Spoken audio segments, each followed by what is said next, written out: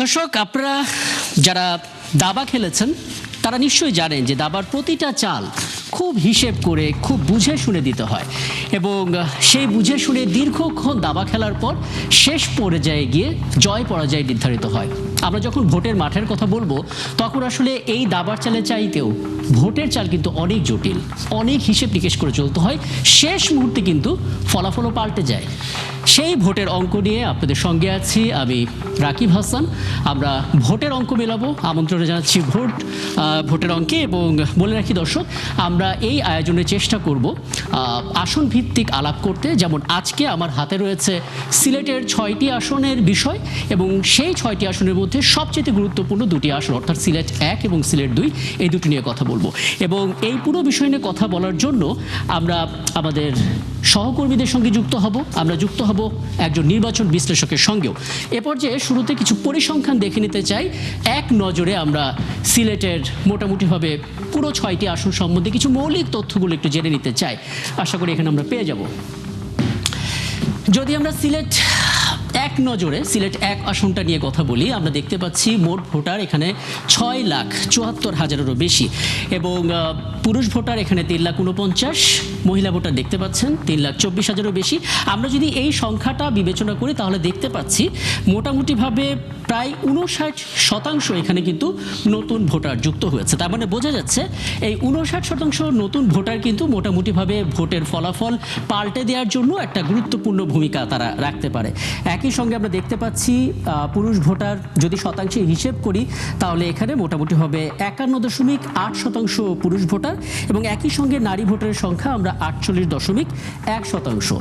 তার মানে বোঝা যাচ্ছে এখানে পুরুষ ভোটার নারী ভোটারের যে পার্থক্য সেটা কিন্তু একেবারেই কম এবং সেই কম সংখ্যাটাকে যদি আমরা হিসেব করি তাহলে সেটা 24,880 জন। আমরা মোটামুটি সিলেট 1 সম্বন্ধে একটা ধারণা পেয়ে গেলাম। যদি সিলেট 2-এর দিকে একটু খেয়াল করি, সিলেট 2-এর ক্ষেত্রে আমরা দেখতে পাচ্ছি এখানে মোট ভোটার 3,64,799, পুরুষ এবং নারী ভোটার খুব কাছাকাছি, তৃতীয় লিঙ্গের কোনো ভোটার এখানে নেই। নতুন ভোটারের সংখ্যা 20,000-এর ওপরে। তার মানে এখানে নতুন ভোটার খুব বড় ফ্যাক্টর না তৈরি করলেও যতটুকু ফ্যাক্টর তৈরি করবে তাতে আসলে জয় পরাজয় ঠিক খাদের কিনারে নিয়ে যাওয়ার জন্য যথেষ্ট। 137টা কেন্দ্র, তার মানে বোঝা যাচ্ছে প্রতিটি কেন্দ্রে ভোটার সংখ্যা 4,000-এরও বেশি। তার মানে ভোটারের যে ঘনত্ব সেই ঘনত্ব কেন্দ্র অনুযায়ী একটু বেশি। সিলেট 2 মোটামুটি দেখে নিলাম, সিলেট 3-এ একটু যাই আমরা। সিলেট 3-এর ক্ষেত্রে আমরা একই রেশিও দেখতে পাচ্ছি, তবে এখানে কিন্তু নতুন ভোটারটা চোখে পড়ার মতো। 43,000 সংখ্যাটা কিন্তু অনেক বেশি এবং এই 43,000 নতুন ভোটার বোঝাই যাচ্ছে তরুণরা ভীষণ রকম রাজনীতি সচেতন। এখন এই 43,362 জন যে নতুন ভোটার তারা কিন্তু আসলে যোগ্য প্রার্থী বেছে নেওয়ার ক্ষেত্রে বড় ধরনের ভূমিকা রাখতে পারে। কেন্দ্র সংখ্যাটা খেয়াল করুন দর্শক, 4,29,000-এর বিপরীতে 110টি কেন্দ্র। তার মানে বোঝা যাচ্ছে প্রতিটি কেন্দ্রে ভোটারের একটা বড় ধরনের চাপ থাকবে। আমরা সিলেট 4-এ যাই, সেখানে গিয়ে আরও কিছু তথ্য জানার চেষ্টা করি। সেখানেও আমরা দেখতে পাচ্ছি মোটামুটিভাবে দ্বিতীয় বৃহত্তম আসন বলা যেতে পারে এটাকে। 5,02,652 জন মোট ভোটার রয়েছেন, 114টি কেন্দ্র। তার মানে এখানেও ভোটারের ঘনত্ব আছে। তবে এখানে চোখে পড়ার মতো বিষয় হচ্ছে নতুন ভোটার 27,000। তার মানে আসন ভিত্তিক বিবেচনা করলে সিলেট 4-এ নতুন ভোটারের সংখ্যা বলা যেতে পারে আসন কেন্দ্রিক দ্বিতীয় সর্বোচ্চ।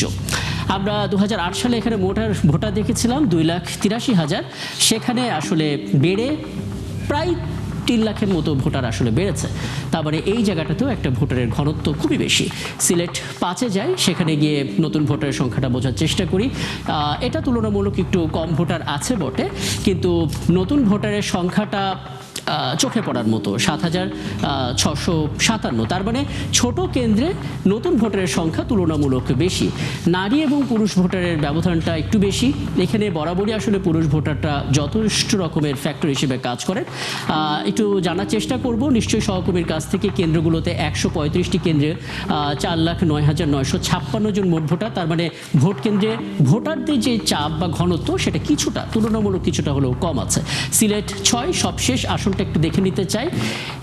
এখানে মোট ভোটার 4,89,449, তার মানে বলা যেতে পারে এখানে তৃতীয় সর্বোচ্চ ভোটার এখানে রয়েছে।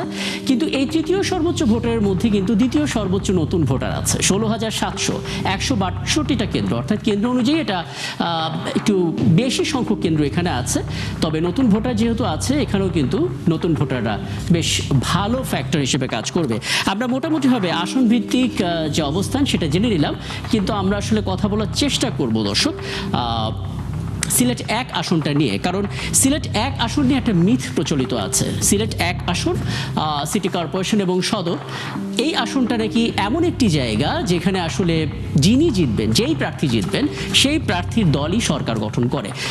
আমরা তেমন ছবিটা বিগত সময়েও দেখেছি। এখানে বিএনপির সাইফুর রহমান তিনি জিতেছিলেন এবং তার দল তখন সরকার গঠন করেছিলেন, এবং সেই ছবিটাও আমরা দেখেছি। বর্তমানে আমরা দেখেছি ভোটার সংখ্যা 40,000-এরও বেশি। সিলেটের যে সিনিয়র জেলা নির্বাচন কর্মকর্তা সে কার্যালয় থেকে আমরা যে তথ্যটা পেয়েছি, সেই তথ্যে বলা হচ্ছে বর্তমানে আসলে মোট ভোটার 6,74,171 জন। এর মধ্যে পুরুষ ভোটার আমরা বলছিলাম 3,49,000-এরও বেশি, নারী ভোটারও যথেষ্ট রয়েছে। তৃতীয় লিঙ্গের ভোটারের সংখ্যাটা এখানে 13 জনের মতো। আমরা অফিস সূত্র থেকে নানামুখী তথ্য পেয়েছি, এবং সেই তথ্য অনুসারে আমরা বলছিলাম সিলেট 1 আসনে যেই ভোটার ছিল 6,34,021 জন, সেটা কিন্তু এবার বেড়েছে একেবারে 40,150 জন। তার মানে আসন ভিত্তিক সিলেট সদর উপজেলার মোটামুটিভাবে একটা বড় ছবি আমরা এখানে দেখতে পাচ্ছি।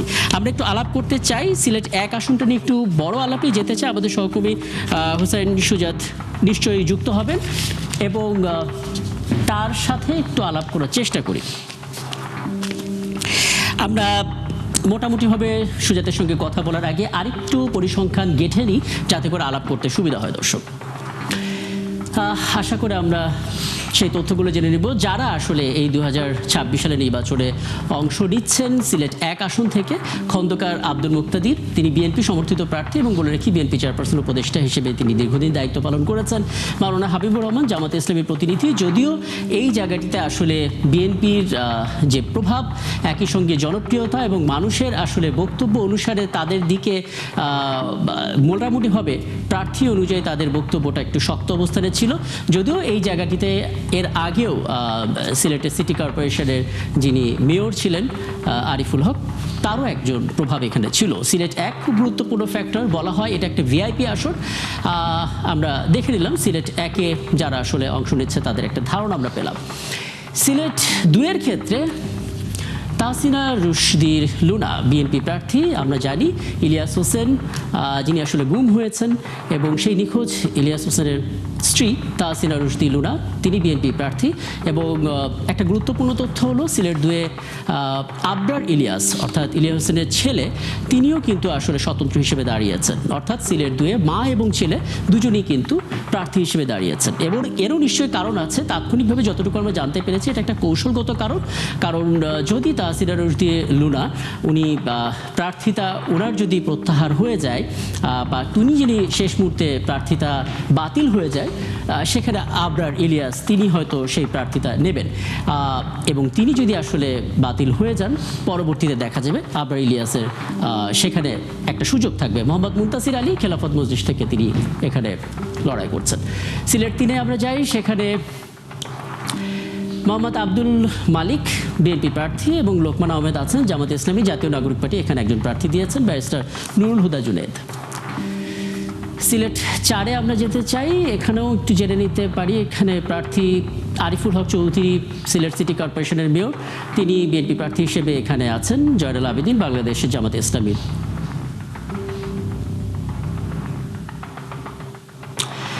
5-এর ক্ষেত্রেও আমরা ওবায়দুল্লাহ ফারুককে দেখতে পাবো, জমিয়তুল উলামা ইসলাম বাংলাদেশ, মোটামুটিভাবে জোট থেকেই তিনি মনোনয়ন পেয়েছেন। মামুনুর রশিদ স্বতন্ত্র হিসেবে আছেন, হাফেজ মোহাম্মদ আনোয়ার হোসেন খান জামাতে ইসলামের পক্ষ থেকে তিনি লড়ছেন। এবং সবশেষ একটু জেনে নিই সিলেট 6-এ, সেখানে ইমরান আহমেদ চৌধুরী বিএনপি প্রার্থী, আলোচিত প্রার্থী বলা যায়, জামাতে ইসলামী মোহাম্মদ সেলিম উদ্দিনকে মনোনয়ন দেওয়া হয়েছে। আমরা মোটামুটিভাবে প্রার্থী সম্বন্ধেও জেনে নিলাম, আসন ভিত্তিক তথ্যগুলোও জানলাম। আলাপ করতে নিশ্চয়ই সুবিধা হবে। আমাদের সঙ্গে সহকর্মী হুসাইন সুজাত যুক্ত হচ্ছেন। সুজাত, একটু বলবেন, মানে একটা ধারণা একটু পেতে চাই, এখনকার তরুণ সমাজ যারা আছেন, বলা হয় যে তারা ভীষণ রকম রাজনৈতিক সচেতন, পুরাতন প্রক্রিয়ায় প্রার্থীদেরকে আসলে তরুণদের ইমপ্রেস করার কোনো সুযোগ নেই। তরুণরা চাই নতুনত্ব, প্রার্থীদেরও সেটা মাথায় রেখে আসলে মাঠে নামার কথা। আপনার কাছ থেকে কয়েকটা বিষয়টি জেনে নিতে চাই। প্রথমত, তরুণরা আসলে কেমন প্রার্থী প্রত্যাশা করেন, এবং একই সঙ্গে এলাকার নানামুখী উন্নয়নের কথা আমরা বিভিন্ন সময় নির্বাচনের প্রস্তুতিকালীন সময়ে শুনে থাকি, কিন্তু যখন আসলে নির্বাচিত হয়ে যান প্রার্থীরা, তারা আসলে সেই প্রতিশ্রুতিগুলো ভুলে যান। এবার অন্তত তেমন হচ্ছে কিনা, তেমন প্রচারণার মধ্যে সাধারণ মানুষের শঙ্কা আপনি দেখেছেন কিনা, সুজাত?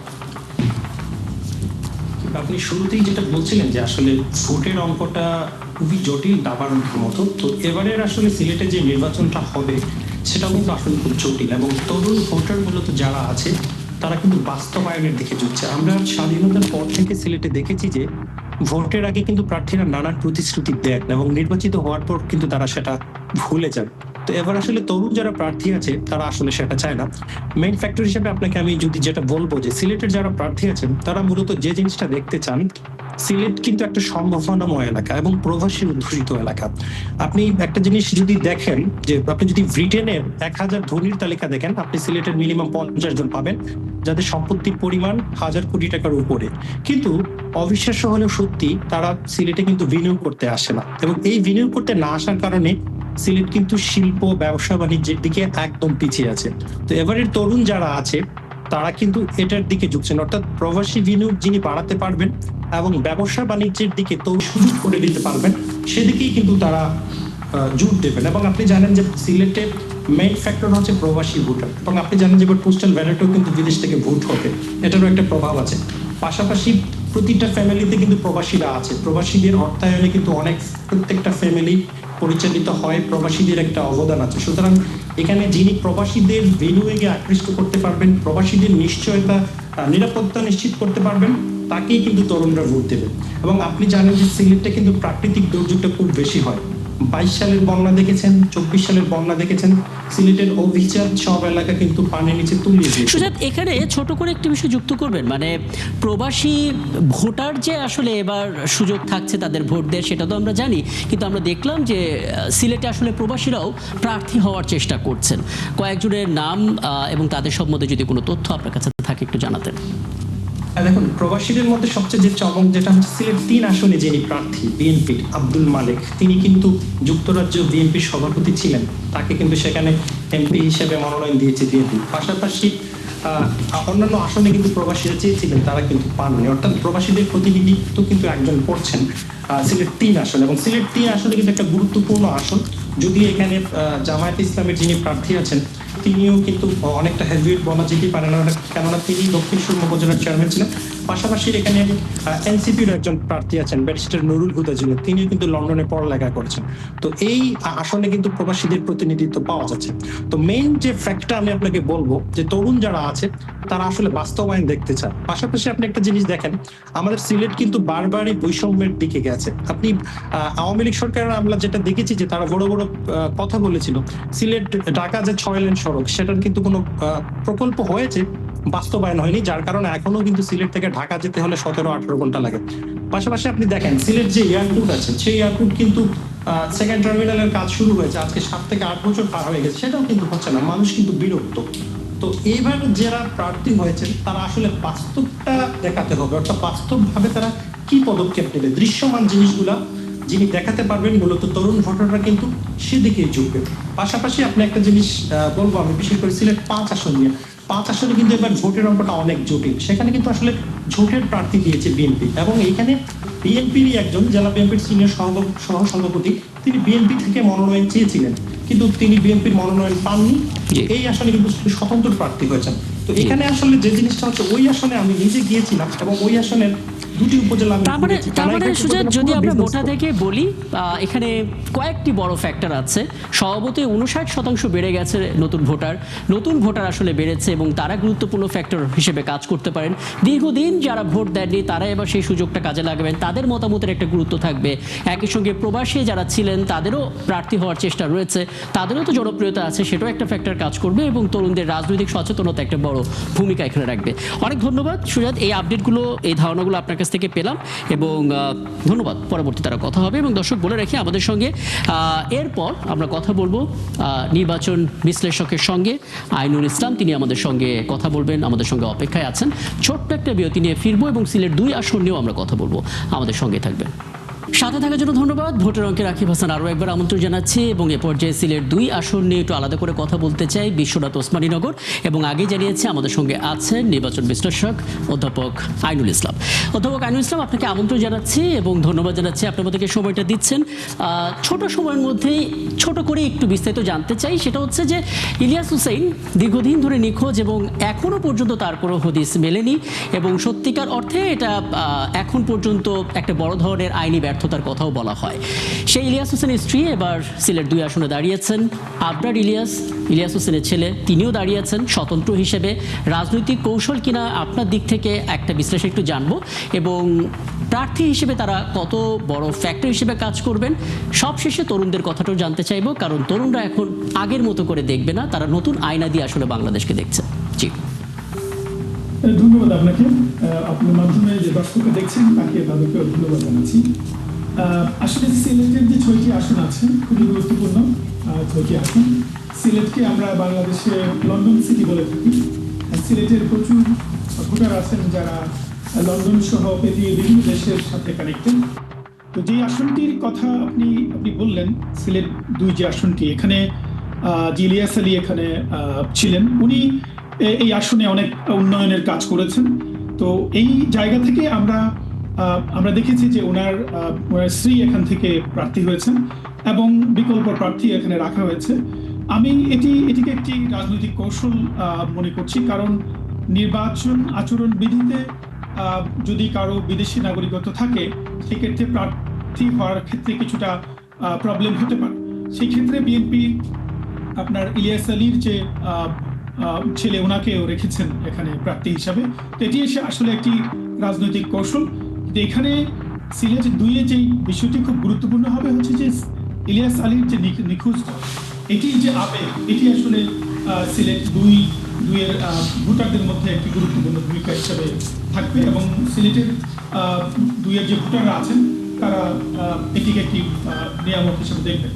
পাশাপাশি এখানে প্রায় 20,000-এরও বেশি আপনার নতুন ভোটার আছে। তো এই নতুন ভোটাররাও এক ধরনের ডিসাইডিং ফ্যাক্টর হবে।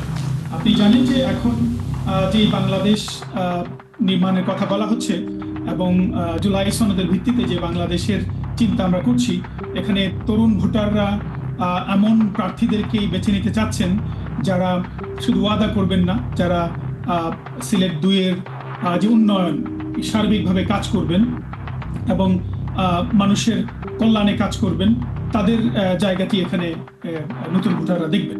তবে সিলেট 2-এ আরেকটি বিষয় এখানে গুরুত্বপূর্ণ, সেটি হচ্ছে যে আমরা জানি যে আপনি আমার সহ আলোচক বলছিলেন যে বিদেশি যে প্রার্থী, যুক্তরাজ্যে থাকা একজন প্রার্থীও এখানে চেষ্টা করেছিলেন, হুমায়ুন কবির, উনিও চেষ্টা করেছিলেন নমিনেশন পাওয়ার জন্য।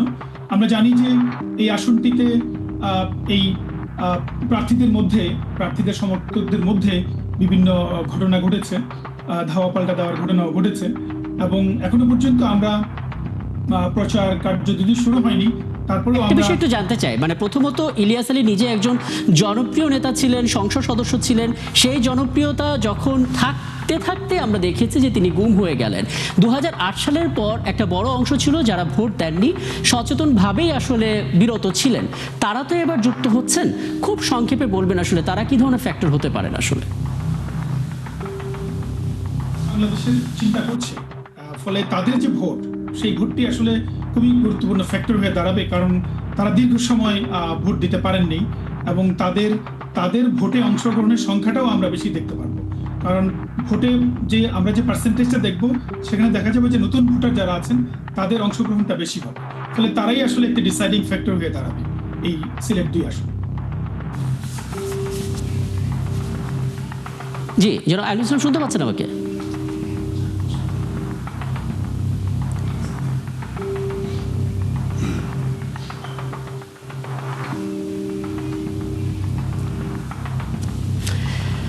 অনেক ধন্যবাদ এবং নিশ্চয়ই সামনের কোনো আয়োজনে আবারও আপনাকে পাবো এবং আমরা আসলে জানার চেষ্টা করব নতুন আরও কিছু আসন নিয়ে, কারণ এবার নির্বাচন আসলে অনেকগুলো বিষয় ফ্যাক্টর হিসেবে সামনে আসছে।